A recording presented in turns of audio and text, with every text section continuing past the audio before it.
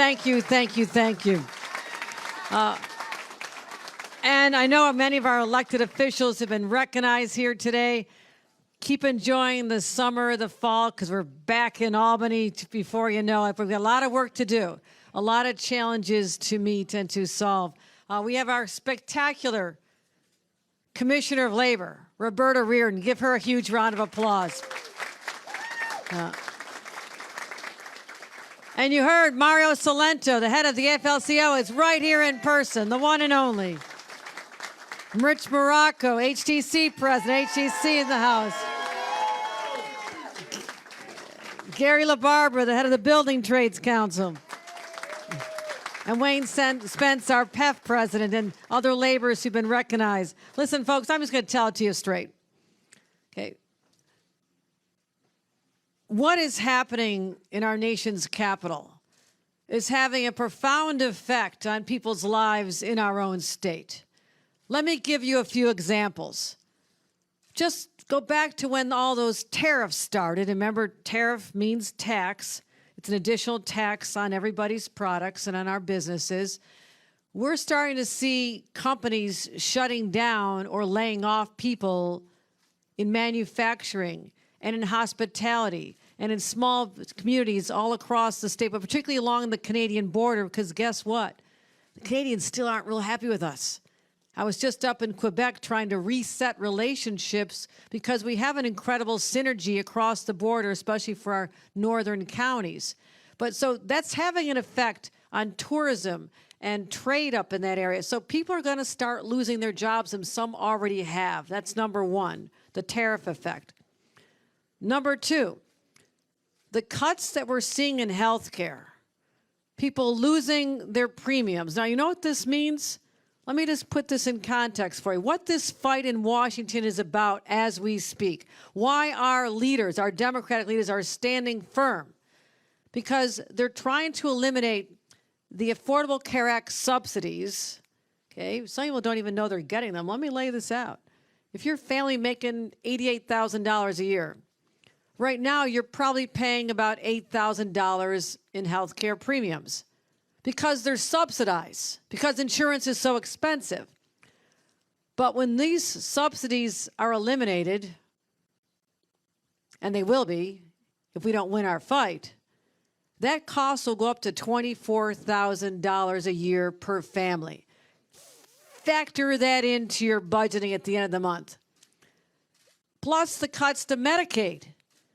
I sounded this alarm months ago. We are going to lose hospitals, particularly in rural areas. They're already on the brink right now, barely hanging on. But we lose Medicaid coverage for people. Hospitals will close. And there's a projection of over 62,000 healthcare workers could lose their jobs, all through the whole ecosystem of a hospital. Process that. We lose jobs because of the tariffs, the lack of tourism, the healthcare cuts.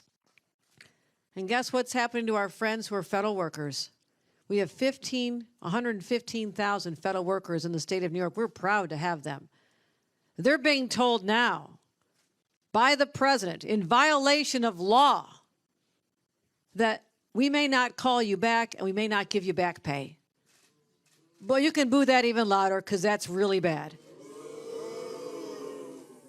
So what we're facing is the fact that since Donald Trump became president, that we're going to have an impact on people's jobs.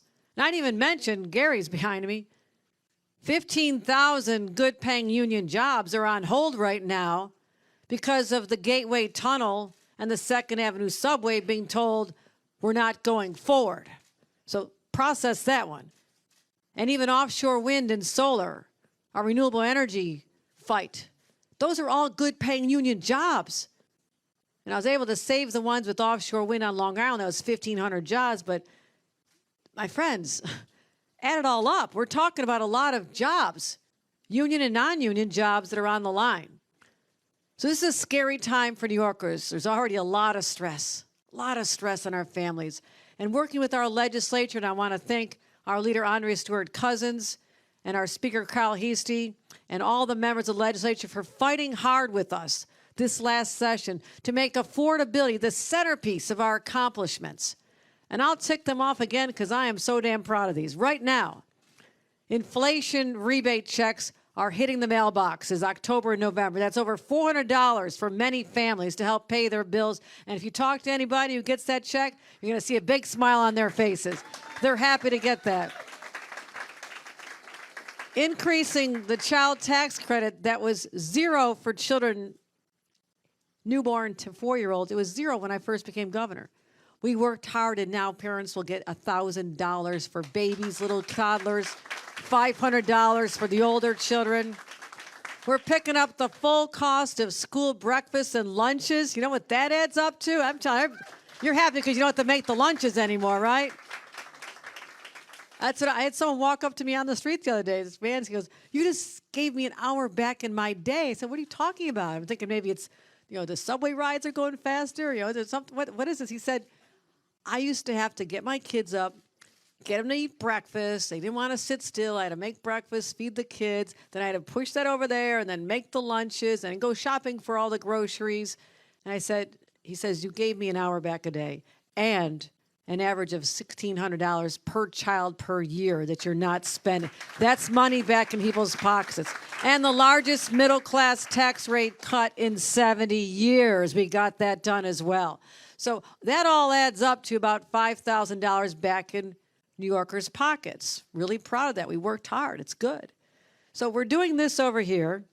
You have tariffs that are going to increase families' costs by any average of $5,000 to $7,000 a year. So that's basically taken away. Everything from backpacks to sneakers, and I'm a fan of sneakers. For kids, they're going up. Holiday gifts coming up. I'd shop right now because who knows what's going to be on the shelves in a few months with all these tariffs.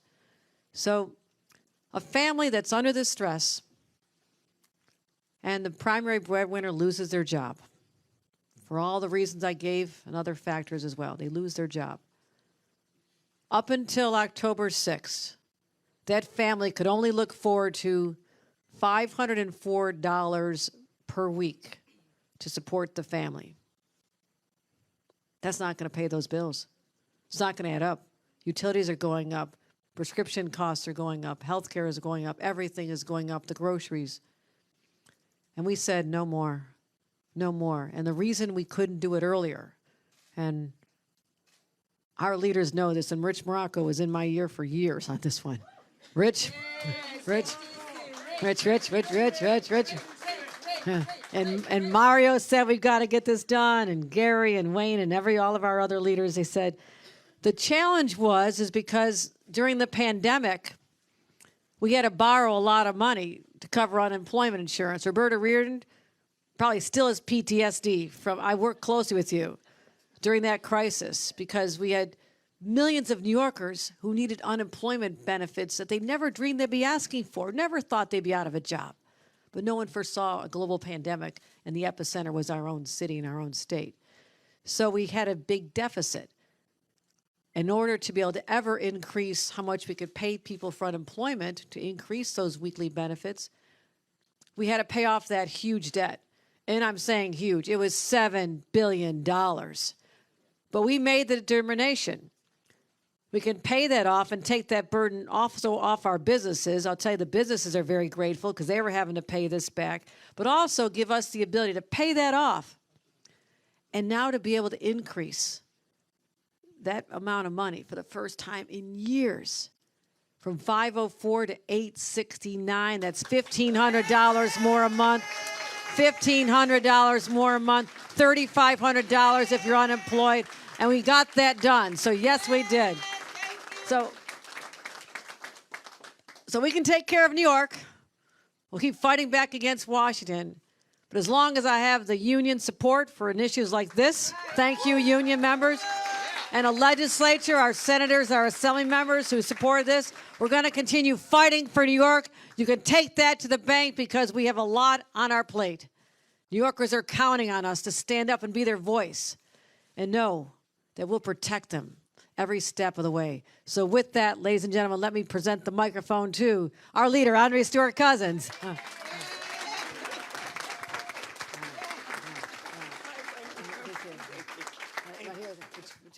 Okay, yeah, I'll do this. Good morning. Good morning. Oh, wow. It is so good to be here, certainly with you, Governor, with all of my friends in labor, and with all of the working men and women who are celebrating this great day.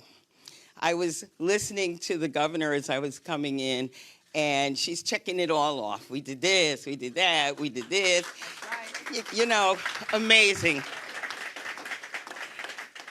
And the reason why we were able to do it is because every time we are sitting with our colleagues, certainly I speak for my colleague, Speaker Hasty, myself, and our legislative conferences, and we sit with the governor, there is no deviation in terms of what's important.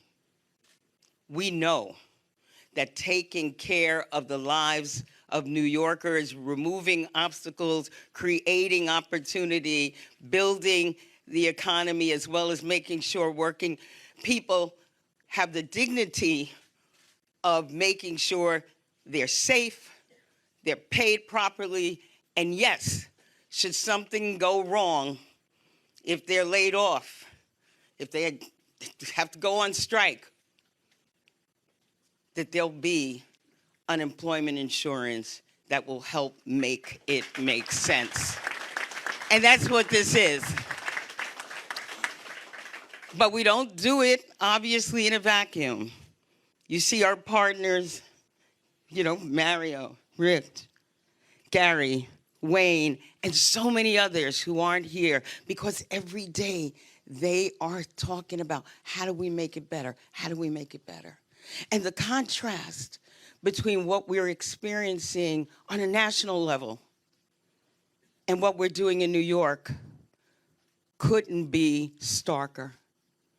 I wake up every morning, Governor, and I say, thank God I'm in New York.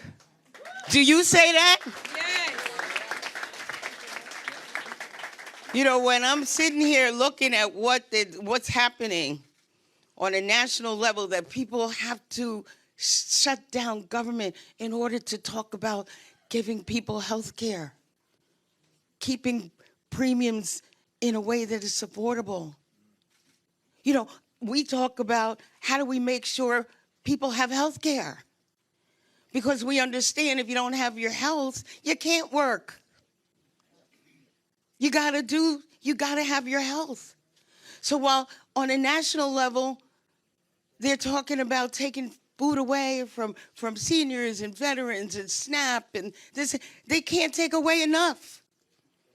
I'm so glad we have federal partners who are fighting for working people. But here in New York, we do that every day. Yes.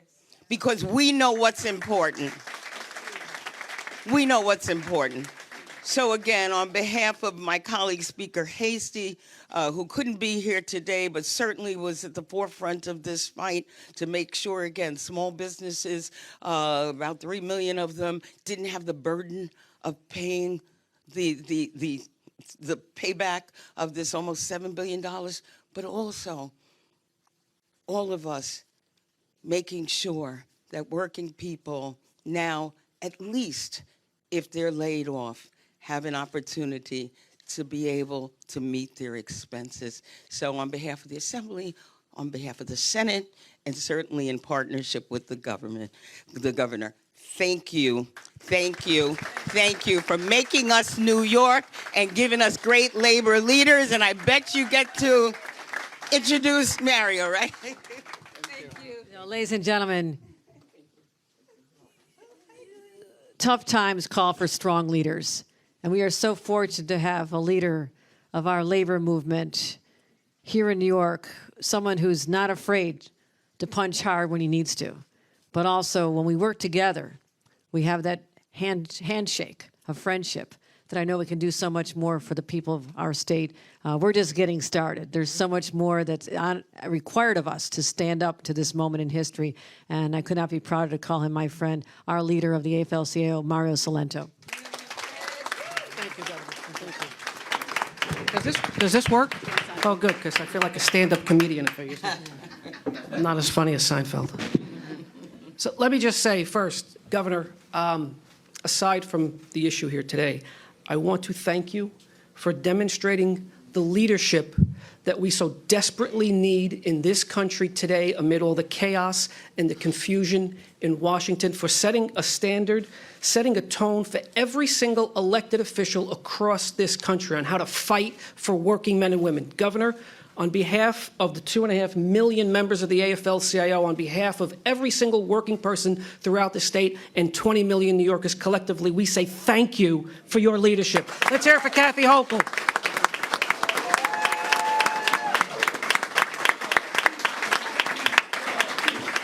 Please. Please.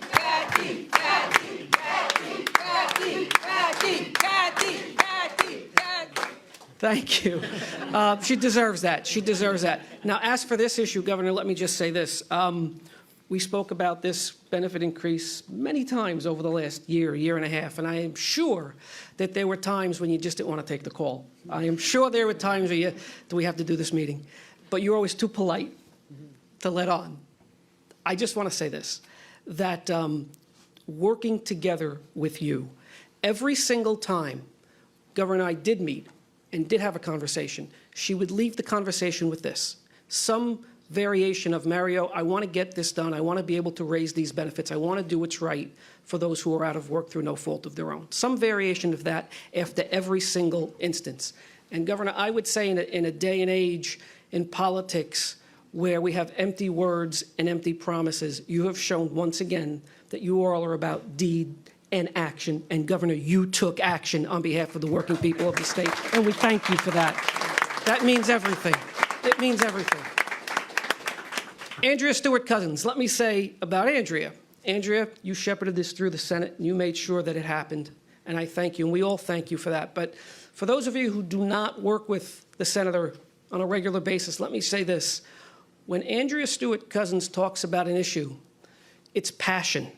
And you can look in her eyes and you can see in her heart what it is that she believes in. And that's why she fights as hard as she does. And so, Andrea, I want to say that you set a standard for everyone in every state legislature in this country, that labor across all 50 states has no greater champion in any state house than we have in legislature than you. And thank you. Thank you. And I want to say about Carl Hasty, my junior high school schoolmate. Carl, you know, we would talk about the details of this, and Carl would really get into the weeds on it, and he did an extraordinary job, and he's a great friend to all of us. I want to thank Carl for everything he did as well in the Assembly.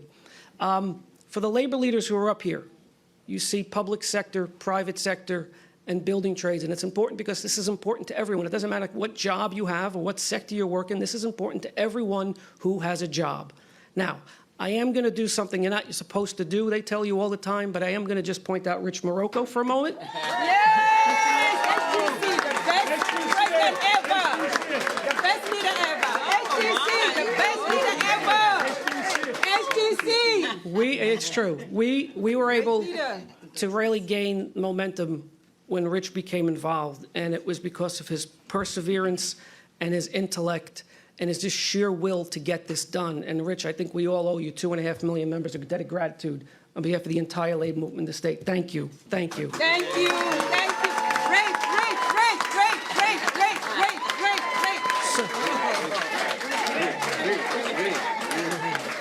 great. So this is real, right? This is tangible. As the governor said, $504 a week to $869 a week is a 70% increase. And the beauty of it is all at once, right? Usually you do numbers like this. The governor knows this, Andrew knows this. You usually have to phase something like this in. This is all at once, overnight, which means anyone who's eligible for this benefit has the opportunity to do the things you need to do, right? Pay the rent, make your responsibilities, keep your responsibilities, and you can do it. It's tangible, it's real, it is significant money, as the governor pointed out. That's first. The second is the intangible nature of what we're talking about. And in this instance, I think it's just as important. And what I mean is this, and I mentioned this once before. I grew up in the Bronx. My father was a member of Local 3, the IBEW. And I remember 2 or 3 times as a little boy, my father being out of work. And I didn't understand a lot because I was young. But there were two things I remember starkly. First is that when my father was out of work, there was a little bit more tension in our home. It was just a little bit more tense, right? I didn't understand it, but it was tense. The second was that he always seemed preoccupied.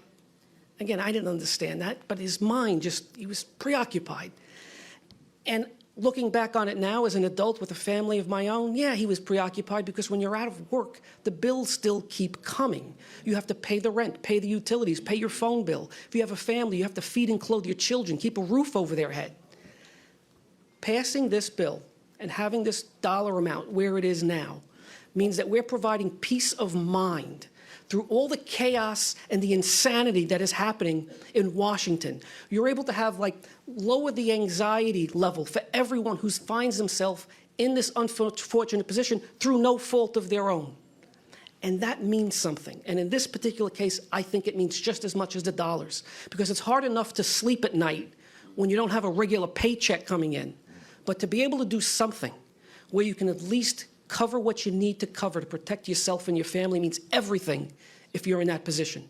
And that's why this is so important as well. Last thing is this. You know, the governor has mentioned Washington. Let me just say this. We are at a time here where working people, non-union and union alike, are under attack like never before. That's not hyperbole. You start off with Project 2025. This president took office, and he's been taking a page out of it every day, right? So we have the 900,000 federal government employees who were summarily, I didn't say that right, summarily dismissed. There you go, I got it. And here's the thing. Everybody here, you have a collective bargaining agreement. If you went back to your office today and you were told by your principal officer, yeah, no, they're ignoring the CBA, it's no more, and they can fire you now at will, and forget about raises, benefits, conditions of employment. That is happening right now to 900,000 of our brothers and sisters and family members. So a lot of them are out of work. Then you have the big ugly bill in July, and you talk about cuts to Medicaid and cuts to education, and as Gary knows, tens of millions of job hours on renewable energy projects that are not going to happen now, and we're going to have more people out of work. And then you get to the shutdown, right? Loss of wages, loss of jobs, and loss of services. My point is this. What we have done here with this legislation is this. We have shown that when the labor movement joins together with our friends in elected office who share our values and our principles and our ideals, who share our sense of purpose, we can do more than just defend and protect workers. We can provide them with the opportunity for a better today and a brighter tomorrow, the opportunity for a brighter future, because that's what this fight in Washington is about, by the Republican leaders in Congress and a Republican in the Oval Office. This is about the future, not only of our state, but this is the future of our country. This is about the future of our children. So I know that none of us asked for this fight.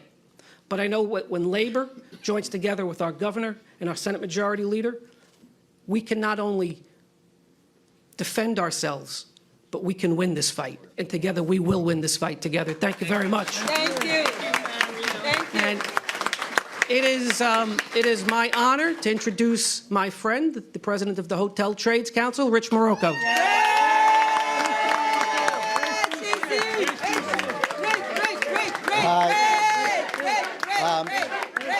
So let me start by saying this. You know, we're here today to celebrate what is really a fundamental change in our state's unemployment insurance system. And it is going to profoundly impact the lives of hundreds of thousands of New Yorkers. It's a big deal. And the governor said I was in her ear about this. But what I'd like to point out is that she was listening to what I was saying. And it is rare nowadays, maybe too rare, to have elected officials who not only will listen to the concerns of working people, but who have the courage and the fortitude and the ability to get it done. So I want to thank you for listening, and I want to thank you for delivering it. We all owe the governor a debt of gratitude here. Leader Stewart-Cousins, you know, look, I will say, we always work great together. You always listen to our concerns. Working with the legislature on this issue particularly was a pleasure, and it was very much appreciated. Same for Speaker Heastie, who's unfortunately not here today. So now that I've gone off topic, let me get back to what I was going to talk about, which is unemployment. You know, for years and years, working New Yorkers who lost their jobs through no fault of their own had to get by on just $504 a week. That was appalling. That is unacceptable. Because $504 a week doesn't even cover average rent in New York City, much less all of the other necessities of life like utilities and groceries and healthcare costs. But thanks to Governor Hochul, we are now increasing that benefit by almost 75%, right? From $504 to $869 a week. And that is the largest increase to the benefit in our state's history. It is the difference between a laid-off worker losing their home and being able to get by until they can find a new job. You know, it finally makes that safety net strong enough to catch working families from falling into a spiral of poverty, right? To keep them from having to make that difficult choice between paying the rent and putting food on the table. And that historic increase, that reflects the governor's commitment to protecting the more than 100,000 New Yorkers and their families who find themselves out of work each and every year. And look, this increase could not have come at a better time. You know, as a result of disastrous trade policies, layoffs of tens of thousands of federal workers, and other nationwide economic forces, U.S. unemployment is at its highest it's ever been since the pandemic ended in 2021. And while under Governor Hochul's leadership, our state is faring better than most of our colleagues across the country, it is certainly not immune from these larger forces that are devastating the rest of the country and causing widespread job losses. But thanks to Governor Hochul, Leader Speaker Stewart Cousins, thanks to their overhaul of our unemployment insurance system, at least here in New York, those unfortunate workers who lose their jobs, who find themselves out of work, they'll be okay until they can find new employment. And that is a testament to the governor's and the leader's dedication to working New Yorkers. The fact that they are out there looking out for us at a time when we need them the most, and where elected officials candidly are turning their backs on the hardships facing working families. But I will note that the changes to the unemployment system are not limited to those workers who find themselves out of work because of a layoff or a plant closure. It also benefits those workers who are fighting for a fair wage, because it shortens the waiting period for striking workers to just 1 additional week, the shortest anywhere in the country.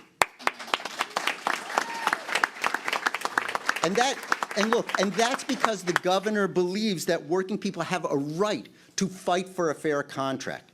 And she has made it clear that when organized labor is fighting with the bosses, she will be on our side. She's made it clear that when we are fighting the corporations and the billionaires for our fair share of the pie, she will be standing with us.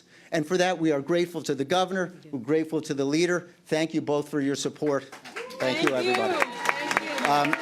And it is now my pleasure to introduce my friend, Gary LaBarbera. Thank you, Rick. Thank you.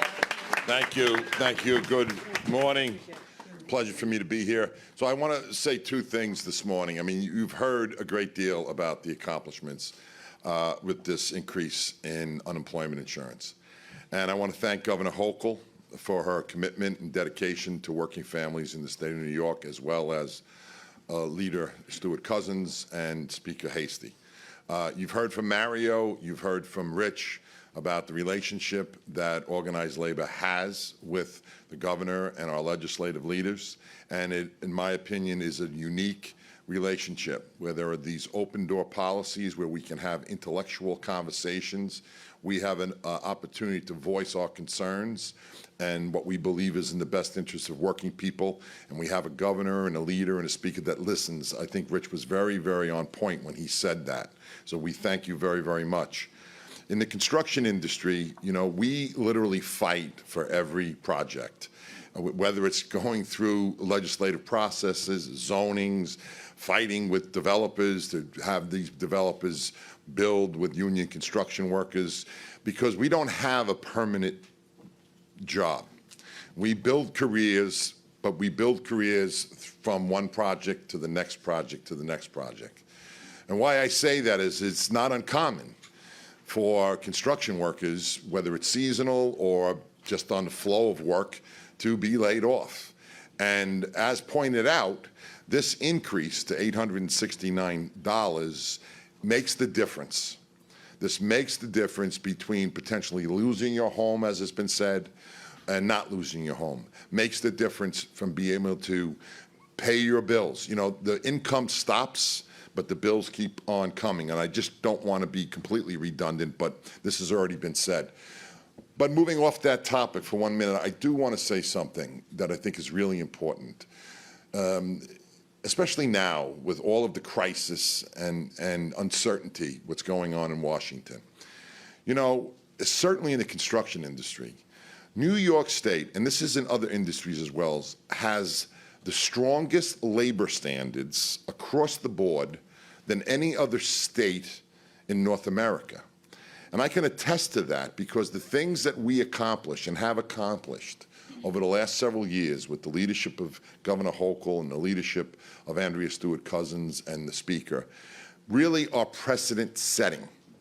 And I get calls all the time from other state leaders in the building trades who say, how did you do that? We want to do what New York has done. And I always begin by saying it's because of the relationship of organized labor and our governor and our leaders in the state legislature, that we have the ability to have open, honest conversations. And we have leadership in this state that actually cares about the working men and women in this state. So again, I think we need to give the governor and Andrea Stewart-Cousins a big round of applause. Yes. And my final comment is, I believe Andrea Stewart-Cousins said it. She wakes up every morning and thanks God she's in New York. Well, so do I. And I want to say that under the leadership of the governor and our legislative leaders, let's keep and let New York be the beacon, be the example for the rest of the country on how we advocate and take care of our workers, how we come to the table and solve problems, and how we take an approach that people matter most. Thank you again for everything. Thank you. And it's now my pleasure to introduce my friend and the leader of PEF, Wayne Spence.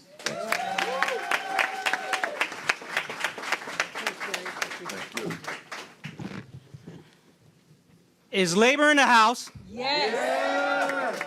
Yes. Definitely HTC's in the house. HTC in the house. Yes. So today, on behalf of the 55,000 hardworking members of the Public Employees Federation and all families across New York, I want to take a moment to extend my gratitude to Governor Hochul and to the state legislature. You know, this is a big deal. You know, folks, many times we think of unemployment, and there's a stigma that comes with it. Some people think you're lazy. They left a job, they probably got fired from a job. There's all these different reasons. But I hope people remember what recently happened with COVID. Broadway shut down. Hotels shut down. Yeah. Different places shut down for no other fault than this thing that we didn't understand, which, by the way, New York took the lead on. No one was lazy. No one knew this would happen. In my household, which is a two-income, I am blessed that my wife and I work and we have 2 kids. I was the only breadwinner because everything shut down. But state workers didn't shut down. They didn't go. My members work for the Department of Labor and had to administer this. So I want people to realize what this is about, because some of my members might see this and say, well, why is Spence up there, a public worker, talking about unemployment benefits in this? Well, because we're our brother's keeper, and because somebody in your family, somebody in your circle got affected by COVID and needed unemployment. Yes. So I want to make sure that we understand what this is about. And the amount, and Roberta, thank you for everybody, because when people finally had to, people with big 6-figure salaries, but they live in New York, and that doesn't go far. When they realized what they were getting, their eyes opened. And I'm glad we're here today, because that's a big increase. If, unfortunately, you have to be there for 26 weeks, that's over $9,000 more than you would have had. That is a big deal. And I hope everybody understands that.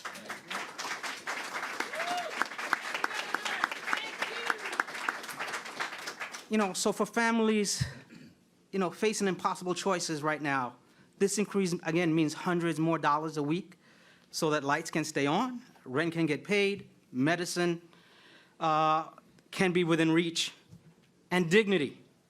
And that's a big deal. Dignity above all can remain intact. Why am I saying that? Because right now, the federal government is telling furloughed workers where there are pantries, where they can go get food. How do I know that? Because it's personal. I have several family members who are furloughed, and they told me that they were given places where they can go get food. And if you are an essential worker and you have to go to work and won't get a paycheck, where are you supposed to go to the pantry in the daytime when they open? Think about that for a second. Our governor has showed that this nation, that this is what it looks like to fight for working people. That's what she's showing today. That is what the legislature is showing. New York is stepping up. And not just for unemployed workers, but for all New Yorkers. This, what she's doing, what this legislature is doing, is fairer policies for everybody. And I just want to make sure that we say that. So I'm not going to take much of your time, but I want to say, at a time, again, when 115,000 federal workers in our state have been furloughed and left without paychecks because of recklessness, in Washington, D.C., Governor Hochul has shown what leadership really means by putting New Yorkers first and making sure that no family is left behind. So, from all of us at the Public Employees Federation, I want to thank you, Governor, for answering our call. Thank you on behalf of my family for restoring trust in government, for investing in things that matters most, and for showing every New Yorker that together we look out for each other, no matter what. And it doesn't matter if it's coming from Washington, D.C. God bless you. Thank you. Ladies and gentlemen, thank you all for coming. That concludes our program. Please remain seated while we take some photos.